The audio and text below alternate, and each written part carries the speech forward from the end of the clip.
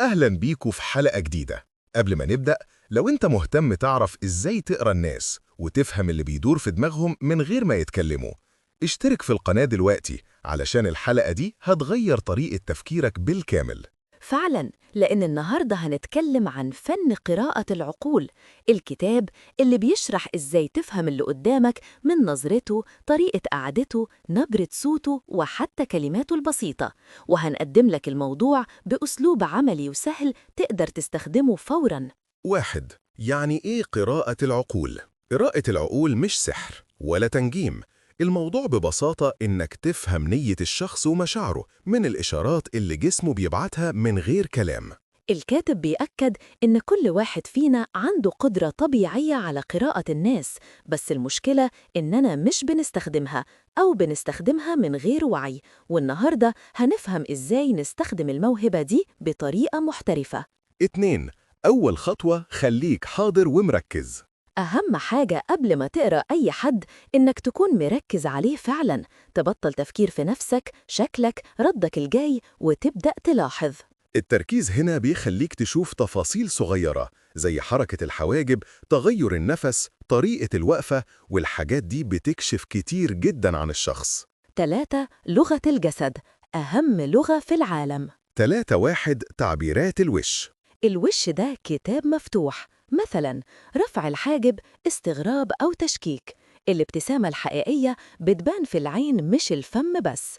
الضغط على الشفايف توتر أو كتمان. والجميل إن وش الإنسان بيغير تعبيره في أجزاء من الثانية.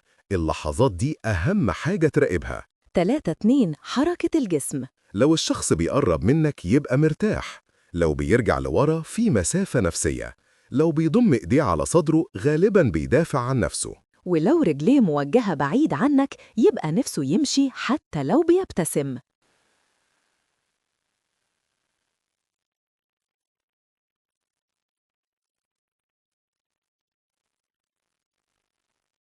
4.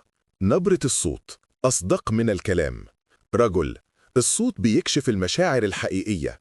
الصوت العالي رغبة في السيطرة، الصوت الواطي خوف أو تردد، سرعة الكلام توتر أو حماس زيادة. ونبرة الصوت لو مش ماشية مع الكلام، صدق الصوت مش الكلام. مثلا حد يقول أنا تمام بنبرة مكسورة، هو مش تمام خالص. 5. الكلمات مش مهمة قد ما تتخيل. الكلام بيمثل حوالي 10% بس من الرسالة اللي الشخص بيوصلها. ده معناه إن اللغة الحقيقية هي لغة الجسد والصوت. لكن الكلمات برضو مهمة في حاجتين: 1. ترتيبها، 2. الطريقة اللي الشخص بيختارها في التعبير عن نفسه. 6. قراءة النوايا من خلال الأسئلة. طريقة السؤال نفسها بتكشف كتير. لو الشخص بيسأل كتير وبدقة يبقى مهتم فعلا.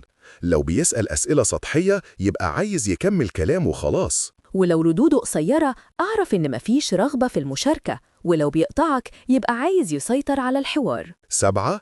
العقل الباطن مصدر كل الإشارات.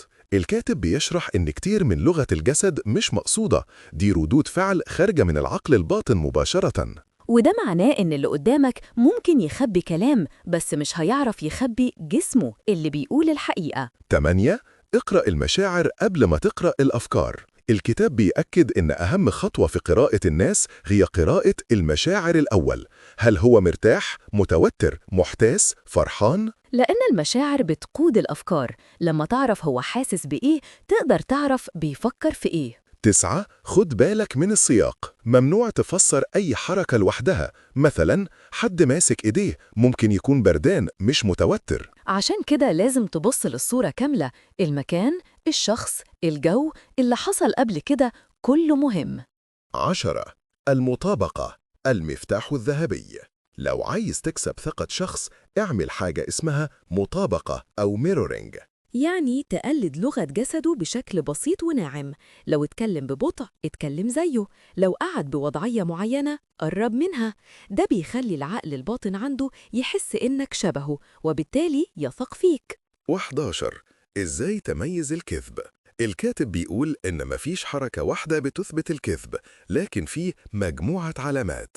زي تناقض بين الكلام والجسم، تغير مفاجئ في نبرة الصوت، لمس الوجه أو الأنف، إجابات طويلة ومتلفة، نظرة ثابتة زيادة عن اللزوم، مش انعدام النظر. ركز على التغيير مش الحركة نفسها. 12. قراءة العقول في الحياة اليومية. هتستخدم المهارة دي في الاجتماعات، البيع والشراء، العلاقات العاطفية، النقاشات، قراءة نوايا الناس حولك. ومع الوقت هتلاقي نفسك بتفهم اللي قدامك قبل ما يتكلم، وده بيديك قوة في التواصل والتفاوض واتخاذ القرار. الخاتمة: لو وصلت لحد هنا فانت دلوقتي عندك أساس قوي يخليك تفهم اللي حواليك بشكل مختلف تماماً. ولو حابب تكمل معانا الرحلة دي وتسمع تلخيصات أهم الكتب في تطوير الذات، اشترك في القناة ودوس على الجرس علشان يوصلك كل جديد. استنونا في حلقات أقوى، وافتكر دايماً: الناس بتتكلم حتى لو ساكتة.